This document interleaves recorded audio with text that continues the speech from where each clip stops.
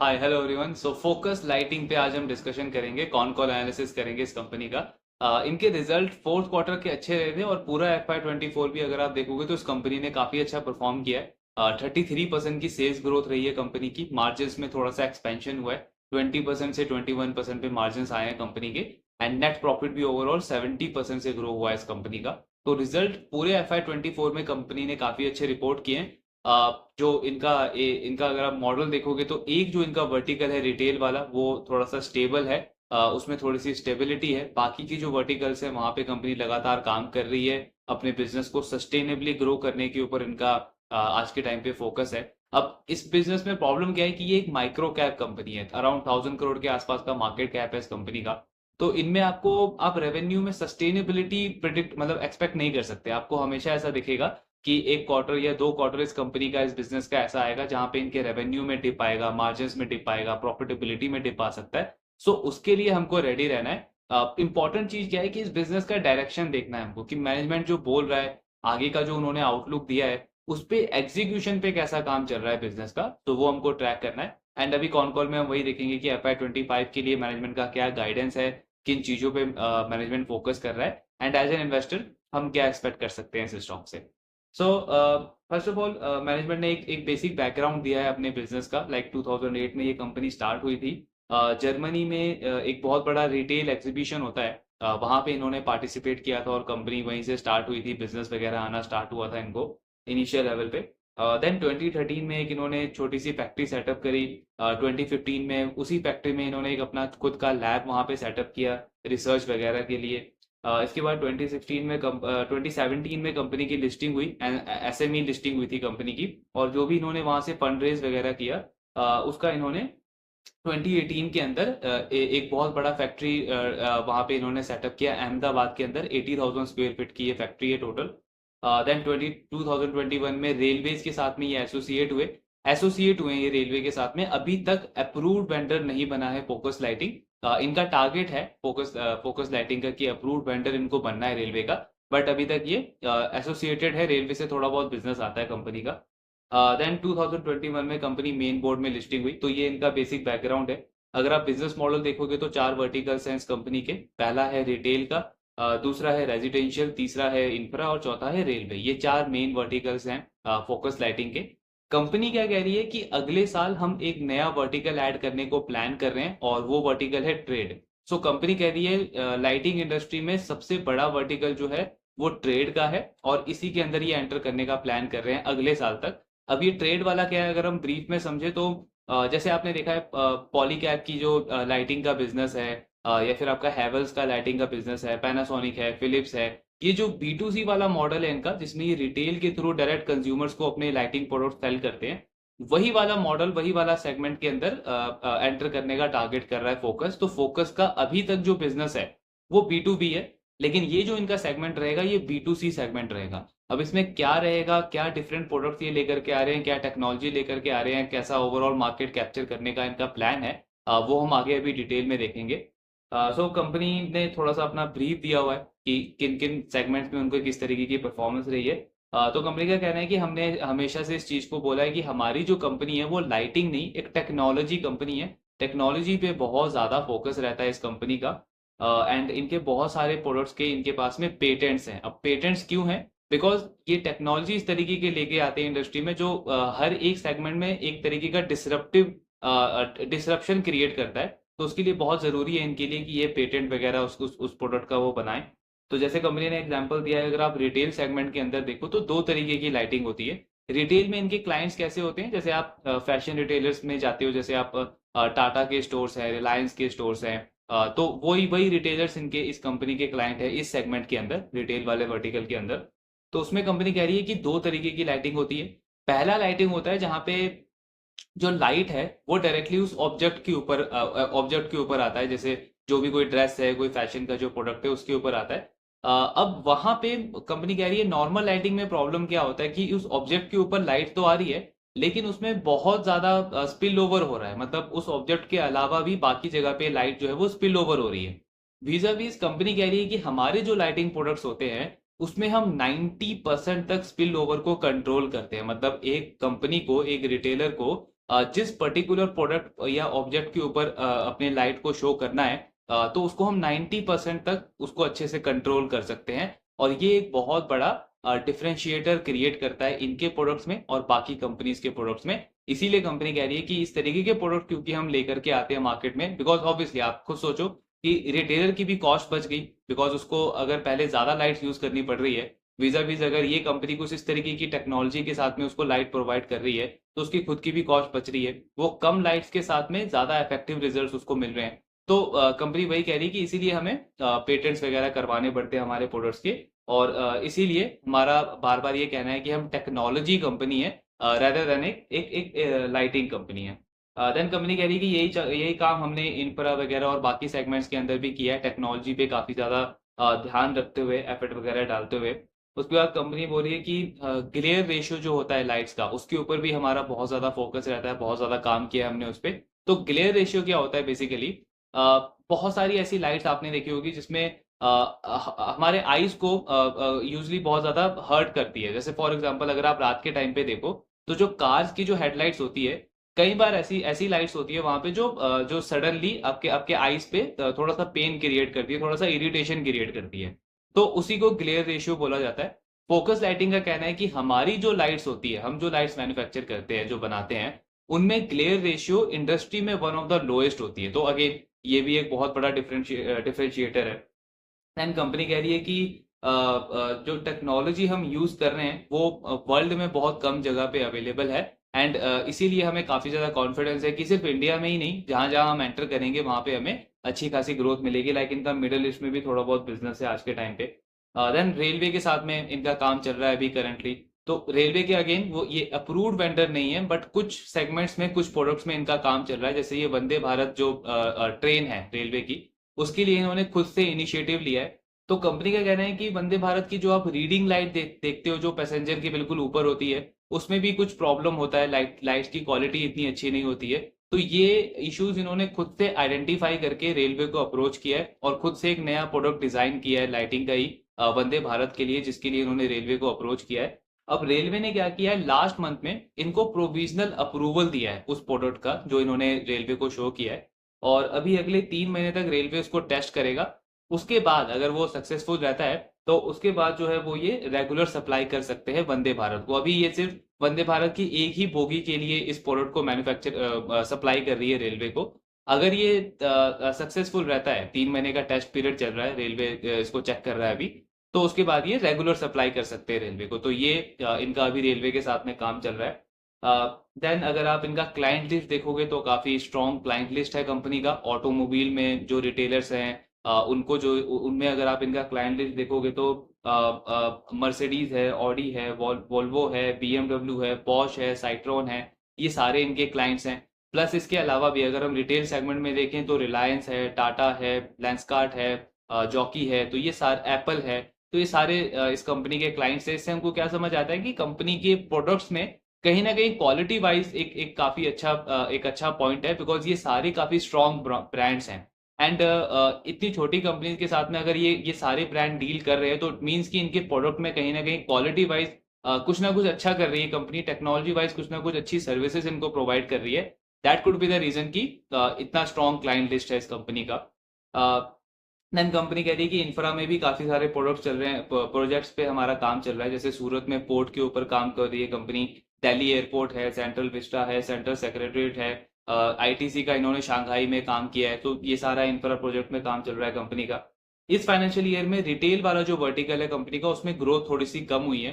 तो कंपनी का कहना है कि इंडिया में रिलायंस जो है वो काफी बड़ा रिटेलर है, और इस साल रिलायंस ने फ्यूचर ग्रुप, जो बिग बाजार का जो ब्रांड है, उसका जो पेरेंट कंपनी है फ्यूचर ग्रुप, उसके कुछ स्टोर्स को टेक ओवर किया रिलायंस ने, और उसका कंसोलिडेशन चल रहा है। मतलब वो ब्रांड नेम वगैरह चेंज कर रहे हैं, स्टोर का रेनोवेशन कर रहे हैं।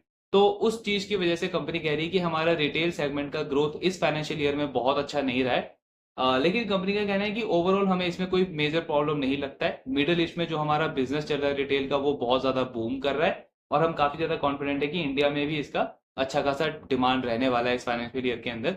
गाइडेंस दिया है कंपनी ने रिटेल वर्टिकल के लिए कि बहुत एग्रेसिव नहीं, लेकिन एटलीस्ट 15 से 30% का ग्रोथ कंपनी एक्सपेक्ट कर रही है अपने रिटेल सेगमेंट के अंदर इस फाइनेंशियल ईयर के लिए। रिटेल में ही कंपनी कुछ रॉ मटेरियल्स वगैरह के ऊपर काम कर रही है, जिसमें वो जो वेट होता है, लाइट का जो वेट होता है, उसको ये उसकी डेंसिटी को 5 टाइम तक कम करने का टारगेट है इस कंपनी का। उसके ऊपर अभी ये काम कर रहे हैं। तो कंपनी कह रही है कि आज जो इंडस्ट्री में जिस तरीके का मटेरियल यूज किया जाता है लाइटिंग के लिए रिटेल इंडस्ट्री में, उसमें रिसाइकिल करना प्रोडक्ट को बहुत ज्यादा डिफिकल्ट हो जाता है। लेकिन कंपनी कह रही है कि जिस तरीके का हम रॉ मटेरियल वगैरह जो काम कर रहे हैं आज के टाइम पे, अगर वो सक्सीड होता है तो उससे जो रिसाइकल है वो 100% हो जाएगा, और ये 100% सस्टेनेबल रहेगा। तो अगेन कंपनी कह रही है कि ये भी एक काइंड ऑफ डिसरप्टिव टेक्नोलॉजी रहने वाली है। तो इसका भी हमने पेटेंट वगैरह कराने का सोचा हुआ है, बट यस, इसमें 2 से 3 क्वार्टर का टाइम अभी लगेगा, तो उस पर अभी कंपनी लगातार काम कर रही है। देन इनकी जो 2 सेगमेंट है बाकी के, होम और इंफ्रा, इसमें कंपनी का कहना है कि काफी एक्सपोनेंशियल ग्रोथ हम एक्सपेक्ट कर रहे हैं इस फाइनेंशियल ईयर के लिए। लास्ट ईयर इन्होंने जो होम वाला जो इनका सेगमेंट था उसका पोर्टफोलियो पूरा कंप्लीट किया। जो भी नए प्रोडक्ट्स ऐड ऑन करने थे, जो इन्होंने नई टेक्नोलॉजी ऐड ऑन करनी थी, वो सारी चीजें करी है। साथ में इंफ्रा में काफी बड़े बड़े प्रोजेक्ट्स के लिए कंपनी बिड कर रही है, जैसे हमने रिजल्ट में भी डिस्कस किया था कि मुंबई एयरपोर्ट का जो प्रोजेक्ट है उसके लिए इन्होंने बिडिंग वगैरह करी हुई है। और भी काफी सारे प्रोडक्ट्स के ऊपर बिडिंग कर रही है कंपनी, और दोनों सेगमेंट्स के लिए बहुत ज्यादा बुलिश है ओवरऑल मैनेजमेंट। इंफ्रा में कंपनी का कहना है कि 2 साल पहले ही इन्होंने स्टार्ट किया, सो बेसिकली फोकस का रिजल्ट तो बहुत अच्छा रहा है। एक इनके बिजनेस में प्रॉब्लम क्या हुआ है, रिसीवेबल्स का। कंपनी का रिसीवेबल बढ़ गया है, मतलब क्या, सेल्स तो करी है लेकिन बिजनेस में कैश अभी तक आया नहीं है। काफी काफी बड़ा चंक जो है कैश का, वो अभी तक आया नहीं है। वो क्यों नहीं आया, तो फोकस कह रहा है कि ये जो इंफ्रा वाला बिजनेस है ये हमने 2 साल पहले स्टार्ट किया था, लेकिन आज के टाइम पे अगर आप देखोगे तो हमारा इंफ्रा बिजनेस बिल्कुल इक्वल है हमारे होम वाले बिजनेस के कंपैरिजन में, बिल्कुल उसी साइज का हो गया है। और इंफ्रा वाले बिजनेस में अगर आप इनका क्लाइंट लिस्ट देखोगे तो एक तो गवर्नमेंट सबसे बड़ा क्लाइंट है इनका, और उसके अलावा प्राइवेट प्लेयर्स में काफी बड़े बड़े क्लाइंट्स हैं इनके। तो कंपनी कह रहा है कि इस ये जो बिजनेस है इंफ्रा वाला, इसका नेचर ही ऐसा होता है कि रिसीवेबल्स आपके बढ़ जाते हैं जनरली। लेकिन कंपनी कह रही है कि इसमें कोई प्रॉब्लम नहीं है, बिकॉज अगर आप गवर्नमेंट देखो तो हमारा सबसे बड़ा क्लाइंट गवर्नमेंट है, तो गवर्नमेंट से तो कोई प्रॉब्लम है नहीं, वो तो सिक्योर है बिल्कुल। प्लस साथ में जो बाकी क्लाइंट्स है वो प्राइवेट प्लेयर्स है, और उनमें अगर आप देखो तो L&T इनका क्लाइंट है। देन शपूर जी जो है वो इनका क्लाइंट है, टाटा इनका क्लाइंट है। तो कंपनी का कहना है कि प्राइवेट प्लेयर्स में भी काफी स्ट्रॉन्ग क्लाइंट है हमारे इंफ्रा प्रोजेक्ट्स के अंदर। तो हमें कोई प्रॉब्लम लगता नहीं है कि रिसीवेबल में कोई प्रॉब्लम आएगा। इट्स जस्ट कि नेचर ही इस बिजनेस का ऐसा है, इंफ्रा वाले बिजनेस का ऐसा है कि जब तक आपका प्रोजेक्ट एग्जीक्यूट नहीं हो जाता तब तक आपको जो है वो पेमेंट डिलीवर नहीं होती है। तो उसकी वजह से हमारा रिसीवेबल बढ़ गया है, बिकॉज इंफ्रा वाले बिजनेस का साइज भी बढ़ा है पिछले 2-3 साल में। इसका टिकट साइज भी बाकी सेगमेंट्स के कंपैरिजन में थोड़ा सा ज्यादा है। तो इसकी वजह से रिसीवेबल बढ़ गया, लेकिन हमें कोई प्रॉब्लम नहीं लगता है, ये पैसा जो है वो बहुत इजीली रिकवर हो जाएगा। इसका कंपनी कह रही है कि बाकी के जो 3 वर्टिकल है उसमें रिसीविंग की कोई प्रॉब्लम नहीं है। लाइक होम है, रेलवे है या रिटेल है, यहाँ पे रिसीविंग की कोई प्रॉब्लम नहीं है। अगेन वही, इंफ्रा का जो टिकट साइज बढ़ा है, तो कंपनी कह रही है इंफ्रा का अगर आप टिकट साइज देखोगे तो 5 करोड़ से लेकर के 40-50 करोड़ तक का टिकट साइज आता है इंफ्रा के जो हमें प्रोजेक्ट्स मिलते हैं उनका। एंड हमारे टोटल एनुअल रेवेन्यू का 15 से 17% है ये। मतलब इनका साल का जितना रेवेन्यू होता है उसका 15 से 17% तक जो पोर्शन है वो इनका इंफ्रा के एक ही प्रोजेक्ट से आता है, 40-50 करोड़ के आसपास। तो इसीलिए अगर उसमें पेमेंट वगैरह का डिले होता है तो कंपनी का रिसीवेबल बढ़ जाता है। बट देन अगेन, क्योंकि वो गवर्नमेंट से आना है पैसा और काफी बड़े क्लाइंट लिस्ट हैं, तो इसलिए कंपनी कह रही है कि उसमें कुछ प्रॉब्लम हमको लगता नहीं है। टाइमलाइन पे कंपनी कह रही है कि कौन सा प्रोजेक्ट कब खत्म होता है ये हर एक सेगमेंट टू सेगमेंट वेरी करता है। जैसे रिटेल सेगमेंट अगर आप देखोगे तो उसमें काफी फास्टली चीजें एग्जीक्यूट होती है, तो उसमें कोई प्रॉब्लम होता नहीं है। विजाविज अगर आप होम वाले सेगमेंट का देखोगे तो उसमें थोड़ा सा 30 डेज से लेके 90 डेज तक का टाइम रहता है एग्जीक्यूट होने में, मतलब 1 महीने से 3 महीने में। बिकॉज कई बार ऐसा होता है कि जो आर्किटेक्ट्स हैं वो घर का डिजाइन वगैरह बनने से, मतलब उसका कंस्ट्रक्शन वगैरह होने से पहले ऑर्डर दे देते हैं, तो उस केस में ज्यादा टाइम लगता है। कई बार घर की बाकी चीजें कंप्लीट हो जाती है, हमें ऑर्डर लेट मिलता है, तो उसमें एग्जीक्यूशन जल्दी हो जाता है। लेकिन नॉर्मली 1 से 3 महीने का वहां पे टाइमलाइन रहता है। इंफ्रा एक ऐसा सेगमेंट है जहां पे बहुत ज्यादा डिफरेंस है बाकी वर्टिकल्स के कंपैरिजन में, बिकॉज यहाँ पे 6 महीने से 2 साल, इवन 3 साल तक का टाइम लग जाता है एक प्रोजेक्ट को कंप्लीट करने में। तो जैसे कंपनी एग्जांपल दे रही है कि अगर आप बॉम्बे एयरपोर्ट का अगर आप एग्जांपल लो तो 2020 में हमें इसका इन्फॉर्मेशन मिल गया था, हमने प्रोडक्ट का डिजाइनिंग स्पेसिफिकेशन वगैरह कर दिया था। लेकिन अगर आप उसका ऑर्डर देखोगे तो ऑर्डर हमको अब जाके मिला है। तो इंफ्रा में नॉर्मली 6 महीने से लेके 2 से 3 साल तक का टाइम लग जाता है एंड कंपनी कह रही है कि आप इसको इस तरीके से ले सकते हो कि अगर आज हम किसी इंफ्रा के प्रोजेक्ट के ऊपर बिडिंग कर रहे हैं तो मतलब अगले 2 से 3 साल का हमको टाइम लगने वाला है उस प्रोजेक्ट को पूरा कंप्लीट करने में, कंसिडरिंग वो हमें मिलता है, वो जो टेंडर है वो हमको मिलता है। देन टिकट साइज में कंपनी का कहना है कि रिटेल का जो टिकट साइज है वो 20 लाख से लेकर के 1 करोड़ के बीच में के रेंज में है।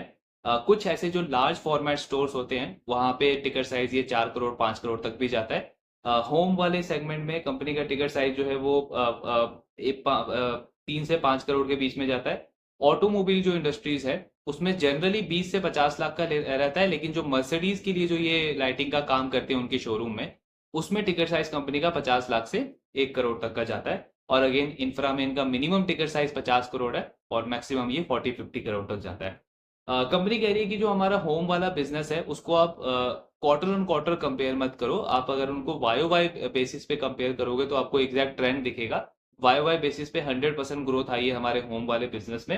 एंड हम सुपर कॉन्फिडेंट है इस सेगमेंट के लिए, बिकॉज जिस तरीके की टेक्नोलॉजी, जिस तरीके का प्रोडक्ट लाइन हमने ऐड किया है अपने इस वर्टिकल के अंदर, बहुत सारी यूनिक चीजें ऐड करी है, उनका पेटेंट हमने किया हुआ है, तो हम काफी कॉन्फिडेंट हैं। और हम उन कुछ कंपनीज में से हैं जो लाइटिंग के साथ में कंज्यूमर्स के हेल्थ के ऊपर भी फोकस कर रहे हैं। बिकॉज लाइटिंग का कौन सा टेक्नोलॉजी आप यूज कर रहे हो, किस तरीके की रेज आपने उस लाइट में यूज की हुई है, उसका उसका जो ह्यूमन की हेल्थ के ऊपर भी बहुत ज्यादा पॉजिटिव नेगेटिव इम्पैक्ट पड़ता है। तो उस चीज को भी हम बहुत ज्यादा कंसीडर करते हुए अपने प्रोडक्ट्स को पूरा ओवरऑल मैन्युफैक्चर करते हैं। एंड इसलिए हम काफी ज्यादा कॉन्फिडेंट है कि लार्जली अगर आप देखो तो लोगों को इस चीज की नॉलेज नहीं है, तो इसलिए फोकस क्या कर रहा है कि ये जो उनका होम वर्टिकल है उसमें ये एक्सपीरियंस सेंटर ओपन कर रहे हैं। बैंगलोर में किया है, दिल्ली में किया है, और भी कई जगह पे इनका प्लान है। उस एक्सपीरियंस सेंटर में ये आर्किटेक्ट्स को, डिजाइनर्स को, होम कंसल्टेंट्स को इनवाइट करते हैं और अपना पूरा टेक्नोलॉजी वगैरह शो करते हैं कि किस तरीके की टेक्नोलॉजी ये कंपनी यूज कर रही है। और उसका मतलब लाइटिंग डिजाइनिंग वगैरह के लिए तो है ही, but at the end human के ऊपर किस तरीके का पॉजिटिव इम्पैक्ट पड़ेगा। तो इसलिए कंपनी कह रही है कि जैसे जैसे ये अवेयरनेस बढ़ेगी लोगों में, हमें पूरा कॉन्फिडेंट है कि ये सेगमेंट जितनी तेजी से ग्रो हुआ है पिछले कुछ सालों में, वो ग्रोथ मोमेंटम आगे भी कंटिन्यू रहने वाला है। देन कंपनी कह रही है कि मुंबई एयरपोर्ट का जो हमको प्रोजेक्ट मिला है वो 4 फेजेस में होगा। अभी तक हमें सिर्फ पहले फेज का ही ऑर्डर मिला है, पहले फेज का ही कंफर्मेशन मिला है। उसका साइज जो है वो 8.5 करोड़ के आसपास है। तो टोटल अगर आप चारों फेजेस का टोटल प्रोजेक्ट अगर आप देखो तो लगभग वो 35-36 करोड़ के रेंज में रहने वाला है अभी तक। लेकिन इनको पहले फेज का ही ऑर्डर मिला और अभी कोई कंफर्मेशन नहीं है बाकी के 3 फेजेस जो है वो कब तक कंप्लीट करने हैं। देन कंपनी कह रही है कि हम सिर्फ उन्हीं प्रोडक्ट के ऊपर फोकस करते हैं जिसमें कोई ना कोई टेक्नोलॉजी वाइज या इनोवेशन वाइज कुछ ऐसा होना चाहिए जो हमें एक तरीके की मोनोपोली प्रोवाइड करे इंडस्ट्री में, या फिर एक काइंड ऑफ डिसरप्शन क्रिएट करे वो उस इंडस्ट्री में, या फिर कोई ना कोई एक वैल्यू क्रिएट करना चाहिए कंज्यूमर्स की लाइफ में। तो सिर्फ उन्हीं प्रोडक्ट्स के ऊपर हमारा फोकस रहता है। अदरवाइज हम ऐसे जैसे कमोडिटी बिजनेस होता है ऐसे ही हम कोई भी प्रोडक्ट लॉन्च करने के ऊपर हमारा टारगेट रहता नहीं है। एंड कंपनी कह रही है कि रेलवे वाले बिजनेस में एग्जैक्टली हम नंबर का गाइडेंस नहीं दे सकते कि कितना रेवेन्यू हम करने को देख रहे हैं इस फाइनेंशियल ईयर में, बिकॉज जैसे हमने डिस्कस किया कि अभी इनका बहुत छोटा बिजनेस आता है रेलवे से। कंपनी ऑल दो बहुत ज्यादा एफर्ट डाल रही है कि ये एक अप्रूव्ड वेंडर बन जाए रेलवे का, बट उसका थोड़ा सा टर्म्स कंडीशन रेलवे ने अभी थोड़े से चेंज करनी है, तो उसको थोड़ा सा टाइम लगेगा। वंदे भारत के लिए इन्होंने ये खुद से इनिशिएटिव लिया है, तो उसका भी हमें देखना पड़ेगा अगले क्वार्टर में कैसा रिस्पॉन्स आता है कंपनी को। तो कंपनी कह रही है कि रेलवे में हम बेसिकली जो कुछ प्राइवेट प्लेयर्स हैं जो रेलवे के लिए कोचेस वगैरह बनाते हैं, कुछ 3-4 कंपनीज हैं बड़ी बड़ी, उनके साथ में हमारा डिस्कशन चल रहा है टाई अप वगैरह का। वो कंपनीज हमारे फैक्ट्री में विजिट कर रही है, हमारा फैसिलिटी देखा है उन्होंने, हमारा पूरा टेक्नोलॉजी देखा है, तो वहां पे डिस्कशन चल रहा है। बट यस, हम कुछ एग्जैक्ट नंबर नहीं गाइड कर सकते कितना रेवेन्यू हम टारगेट कर रहे हैं, लेकिन हाँ डिस्कशन जो है वो पॉजिटिव है, तो वो हमको देखना पड़ेगा कि आगे कैसा इनका डेवलपमेंट इस वाले वर्टिकल के अंदर रहता है। देन मार्जिन में कंपनी का गाइडेंस है कि मार्जिन हमारा यही 21% के आसपास है, तो 22-23% के रेंज में रहना चाहिए, मतलब पॉजिटिव गाइडेंस है। ग्रोथ गाइडेंस पे कंपनी कह रही है कि 30 से 35% का ग्रोथ हम कंटिन्यू रखेंगे आने वाले टाइम में। और पैट का जो मार्जिन है वो आज भी उतना ही है, 17 से 19% के रेंज में कंपनी कह रही है ये इतना ही रहेगा आगे चल के भी। और कंपनी का कहना है कि जिस तरीके की टेक्नोलॉजी और जो जो चीजें हम यूज कर रहे हैं, हमें नहीं लगता कि 30-35% की ग्रोथ हम क्यों नहीं अचीव कर सकते। हम बहुत कॉन्फिडेंट है कि 30 से 35% की ग्रोथ हम एज अ बिजनेस बहुत इजीली मेंटेन कर सकते हैं आने वाले टाइम में। इसके बाद कंपनी कह ली कि रिटेल सेगमेंट में हम 2 नई टेक्नोलॉजीज के साथ में आ रहे हैं। तो उसमें से पहला क्या है कि जो जो नंबर ऑफ फिक्सचर्स यूज होते हैं एक रिटेल स्टोर में, उसको कम करने का प्लान है। मतलब एक टेक्नोलॉजी लेके आ रहे हैं जिसमें लाइटिंग वगैरह, इंटेंसिटी वगैरह लाइट्स की काफी अच्छी रहेगी, जिससे नंबर ऑफ फिक्सचर्स कम हो जाएंगे। और कंपनी कह रही है कि अगेन वही पॉइंट है कि अगर इस तरीके की टेक्नोलॉजी हम लेके आते हैं तो हमें नहीं लगता कि कोई भी रिटेलर है जो अलाउ नहीं करेगा हमारे प्रोडक्ट को या मना करेगा हमारे प्रोडक्ट को, बिकॉज इससे उनकी कॉस्ट सेविंग होगी, टोटल केपेक्स जो है उनका वो कम होगा और एफिशिएंसी बढ़ेगी उनके बिजनेस की।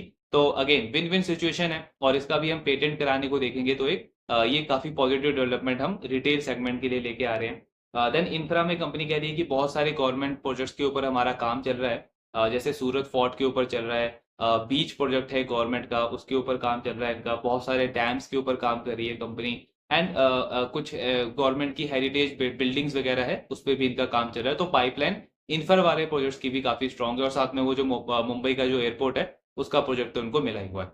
और अब ट्रेड बिजनेस क्या है बेसिकली, उस पर अगर हम डिस्कशन करें, सो ट्रेड बिजनेस में कंपनी कह रही है कि ये कोई कॉन्ट्रैक्ट मैन्युफैक्चरिंग का बिजनेस नहीं होने वाला है, ये B2C बिजनेस होगा। जैसे हमने अभी डिस्कस किया था पॉलीकैब का, जैसे है हैवेल्स का है, फिलिप्स का है, आपका पैनासोनिक का है, वैसा काइंड ऑफ बिजनेस रहने वाला है। तो कंपनी कह रही है कि अगर आप ये सारे नाम्स देखो, जैसे क्रॉम्पटन, बजाज, पैनासोनिक, फिलिप्स, ये सारे इसी में है। ये अपने प्रोडक्ट को रिटेलर को देते हैं और रिटेलर आगे एंड कंज्यूमर्स को सेल करते हैं। तो कंपनी कह रही है आज के टाइम पे अगर आप देखते हो तो हमने इस पूरे सेगमेंट को लास्ट 2 साल से ट्रैक किया है, इस पूरे रिटेल ट्रेड वाले सेगमेंट को। एंड इसमें हमको ये चीज समझ आया है कि ये जो बिजनेस है ये लो वैल्यू और हाई वॉल्यूम वाला बिजनेस बन गया आज के टाइम पे। एंड सबसे बड़ा प्रॉब्लम क्या है इस इंडस्ट्री के अंदर कि ये कमोडिटी बिजनेस बन गया है। जितने भी प्लेयर्स हैं, चाहे वो पैनासोनिक जैसा बड़ा प्लेयर हो या कोई छोटे छोटे प्लेयर्स हो, वो हर हर एक प्लेयर का आज के टाइम पे फोकस है कॉस्ट कटिंग के ऊपर, मतलब कॉस्ट बचाने के ऊपर फोकस है। प्रोडक्ट की क्वालिटी के ऊपर कंपनीज आज के टाइम पे फोकस नहीं कर रही है इस वाले सेगमेंट के लिए।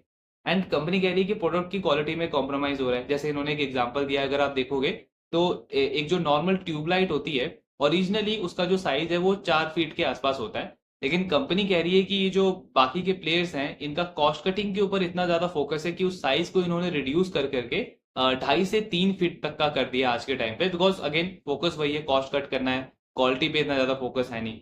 तो कंपनी कह रही है कि लेकिन अगर आप इस सेगमेंट में कस्टमर वाइज देखोगे, कंज्यूमर के पॉइंट ऑफ व्यू से देखोगे, तो अगर प्रोडक्ट की क्वालिटी अच्छी है और वो एक वैल्यू ऐड कर रहा है कंज्यूमर के लिए, तो कंज्यूमर मतलब प्राइस सेंसिटिव नहीं है इस वाले सेगमेंट में। कंज्यूमर 200 की जगह 300 पे करने के लिए भी रेडी है, कंसिडरिंग अगर क्वालिटी उस तरीके की मिल रही है कंज्यूमर को एट दी एंड।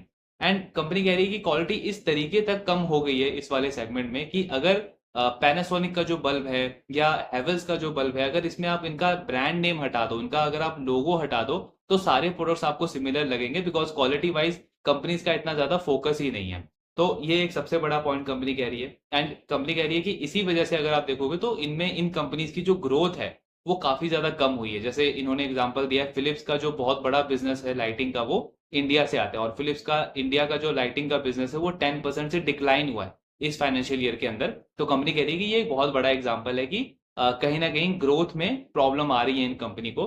तो अब फोकस क्या करने को देख रहा है इसमें, फोकस कह रहा है कि हम प्रोडक्ट डिजाइन वाइज कुछ हम डिफरेंशिएट करने का प्लान कर रहे हैं इस सेगमेंट के अंदर। और सबसे बड़ा टारगेट क्या है हमारा कि हम मटेरियल वाइज कुछ अच्छा इस तरीके की मटेरियल यूज करें जिसमें एफिशिएंसी बढ़ जाए।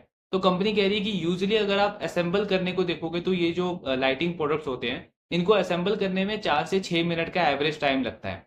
लेकिन हम कुछ इस तरीके से टेक्नोलॉजी वाइज काम कर रहे हैं और डिजाइन वाइज काम कर रहे हैं अपने प्रोडक्ट्स के ऊपर कि हम इस असेंबली लाइन को 4 से 6 मिनट से कम करके 15 to 20 सेकंड तक लाना चाहते हैं। तो इससे हमको समझ आता है कि कंपनी कितना ज्यादा एफर्ट डाल रही है अपने इस वाले सेगमेंट के ऊपर। और इनका टारगेट यही है कि जो असेंबल करने का जो टाइम है वो 4 से 6 मिनट से कम होकर के 15 से 20 सेकंड हो जाए। तो अगर ये हो जाएगा तो अगेन ये भी एक बहुत बड़ा डिसरप्टर रहेगा। अब कंपनी कह रही है कि अगर आप ट्रेड वाले बिजनेस को समझो, मतलब ये जो B2C वाला बिजनेस है, इसमें भी ऑल नो कोई भी बिजनेस है अगर B2C के अंदर है तो उसको ब्रांड बनना बहुत ज्यादा इंपॉर्टेंट होता है, अदरवाइज वो कमोडिटी बिजनेस बन के ही रह जाता है। तो वही फोकस भी कह रहा है कि इस बिजनेस में अगर आपको सक्सेसफुल होना है तो आपको एक ब्रांड बनना पड़ेगा। फोकस कह रहा है कि हमने आज तक कभी अपने ब्रांडिंग मार्केटिंग के ऊपर कभी स्पेंड किया ही नहीं है, बिकॉज हमारा मॉडल B2B का रहा है, B2C का मॉडल हमारा रहा ही नहीं है। और ब्रांड की बहुत बड़ी वैल्यू है इस बिजनेस के अंदर, बिकॉज आप जस्ट अज्यूम करो कि अगर कल को कोई भी एक नया प्लेयर आता है और वो डायरेक्टली हेवल्स के साथ में या पैनासोनिक के साथ में compete करने का ट्राई करता है, तो इवन दो अगर उसकी क्वालिटी थोड़ी सी बेटर भी रहेगी, फिर भी इनिशियली पैनासोनिक या हेवल्स जो है वो बड़े मार्जिन से उस नए प्लेयर को आउट परफॉर्म करेंगे, बिकॉज उनके पास में ब्रांड वैल्यू है, ओवर द ईयर से काफी स्ट्रॉन्ग ब्रांड वैल्यू है इन कंपनी की। तो वही फोकस कह रहा है कि आज हमारी ब्रांड वैल्यू नहीं है, तो उसके लिए कंपनी क्या कर रही है, इनका कहना है कि स्टार्टिंग में हम इस तरीके की टेक्नोलॉजी के साथ में आकर के असेंबली लाइन मतलब उसका कम करके 15 से 20 सेकंड में करके ये जो बड़ी कंपनीज हैं इनको सप्लाई करेंगे, जैसे हेवल्स है, पैनासोनिक है, फिलिप्स है। और इस वाले बिजनेस से जो हमारा रेवेन्यू जनरेट होगा, जो इनकम जनरेट होगा, उसको हम इन्वेस्ट करेंगे हमारे खुद के ब्रांडिंग के ऊपर, मार्केटिंग के ऊपर, एक अपना खुद का ब्रांड क्रिएट करने के ऊपर। एंड देन ग्रेजुअली हम P2C वाले बिजनेस के अंदर भी एंटर करेंगे इस सेगमेंट के लिए। सो ये ओवरऑल प्लान है फोकस का अपने ट्रेड सेगमेंट को लेकर के, जो कि इनका कहना है कि अगले साल तक हम इसको लॉन्च करने का प्लान कर रहे हैं। देन कंपनी कह रही है कि जो नोएडा में जो एयरपोर्ट बन रहा है उसके लिए भी इन्होंने बिडिंग वगैरह कर दी है, तो उसके लिए भी अभी देखना पड़ेगा कि कैसा इनको रिस्पॉन्स मिलता है, किस तरीके का प्रोजेक्ट पाइपलाइन रहता है वो।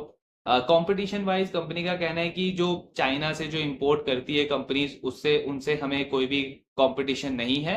और प्लस जिस तरीके की टेक्नोलॉजी इनोवेशन हम यूज कर रहे हैं पिछले कई सालों से, हमें कोई भी कंपनी हमारे आसपास नहीं लगती है, काफी स्ट्रॉन्ग मोट है हमारा। प्लस जो इंपोर्ट वाला पॉइंट है कि चाइना से कितनी कंपनीज है इंडिया में जो इंपोर्ट करती है इंपोर्टर्स को, तो उसमें कंपनी कह रही है कि वो जो कंपटीशन है वो उन प्लेयर्स में है जो नॉन टेक में compete करते हैं। हमारा टेक्नोलॉजी पे बहुत ज्यादा फोकस रहता है, तो इसलिए किसी भी कंपनी से ऐसा एज सच हमें कोई थ्रेट नहीं है, कोई भी हमारा कंपटीशन है नहीं।